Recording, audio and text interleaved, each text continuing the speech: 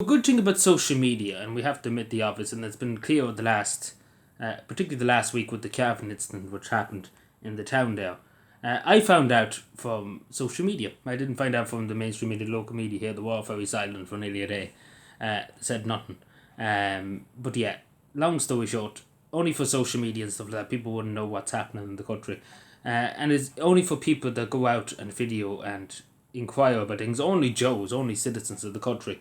The mainstream media are nowhere to be found half the time. The Irish Slimes and OT. But basically, the media in this country, what I'm trying to say, local and state, and the national broadcast, of course, all nearly government funded. They're not really independent. Let's put it that way.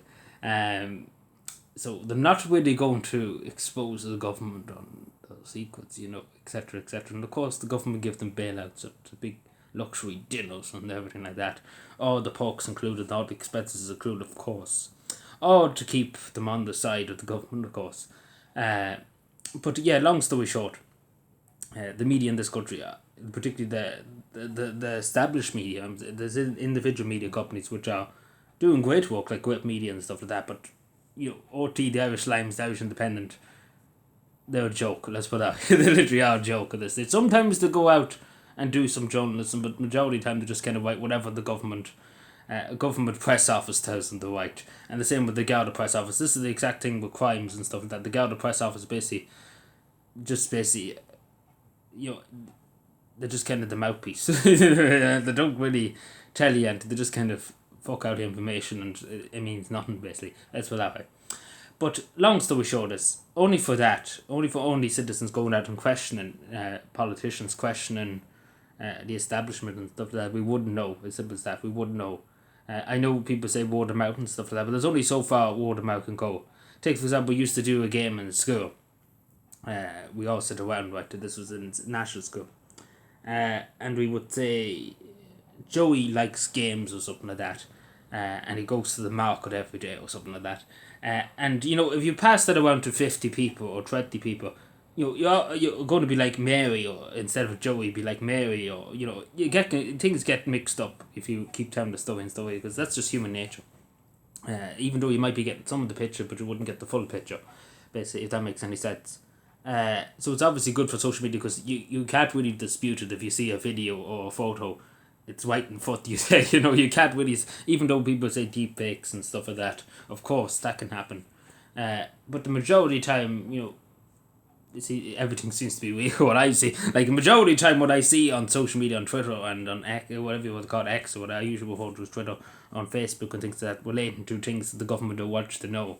The vast majority of these things are true. That's it that way. And what the mainstream media puts out is kind of just half nonsense, basically. Like, they just utterly talk nonsense half of the time with the mainstream media. Because, as I say, they're just the government mouthpiece. It's the same with the Garda press office.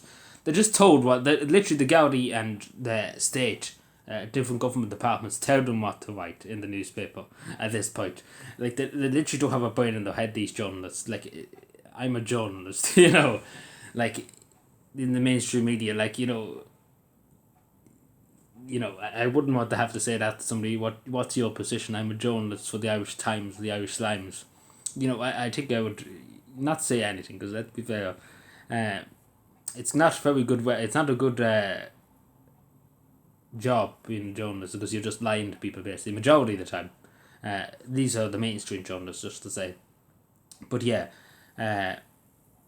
like, as I say, only for social media, only for people going out and filming and stuff like that, we wouldn't know. Like, take for example, people being bussed in the middle of the night and stuff like that. There's videos of it on social media.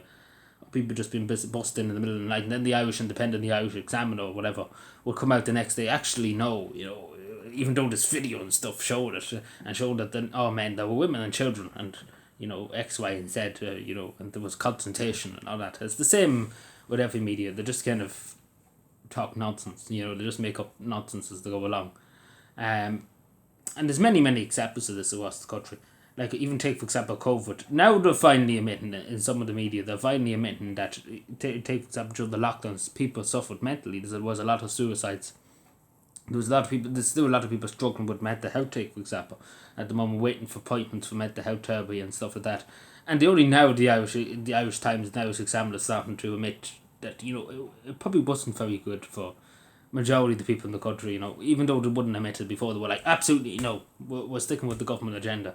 But now they're just like, when people pointed it out on social media and, people say, actually, yeah, that's true, they kind of have to open them out a bit, let's put it that way, even though they don't want to open them out.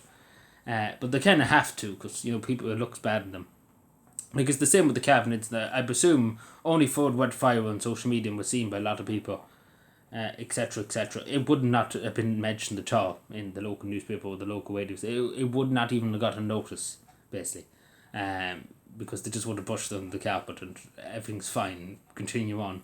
That's what would have happened. Because many incidents happened that should have made the news and stuff like that, and basically just a media blackout, and nothing to see here, move along. Basically, that was what the agenda was.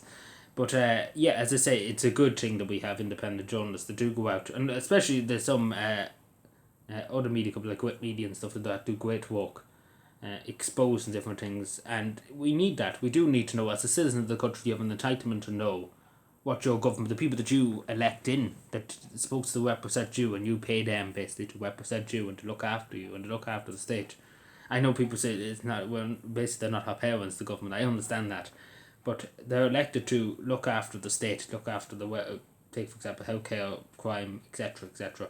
And they're elected by the people. And we have an entitlement to know what the government are hiding underneath the carpets, if that makes any sense.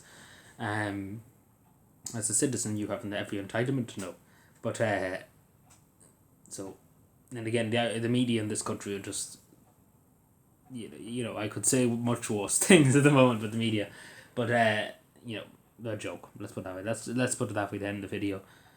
So yeah, that's what I just wanted to talk about that, because I was just thinking about it today, and I was like, yeah, that's actually true. Only for people going out and videoing and stuff like that, we wouldn't know. Like many, there's many things I could pull out of my head now, from different occasions and stuff like that, where only Joe's videoed and took photos and reported on things.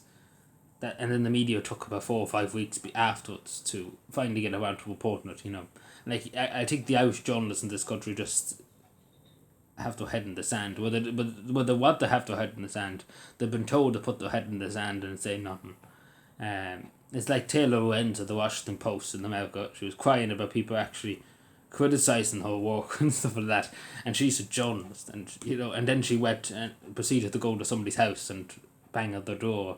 The libs of TikTok, proceeded to do that. Proceeded to do that. I wonder why she gets hate. You have to question this, and then obviously doxing not too. But that's a story for a different day. But that's just an example. They're not really your friend in the media. But I think everybody knows that. Thank you.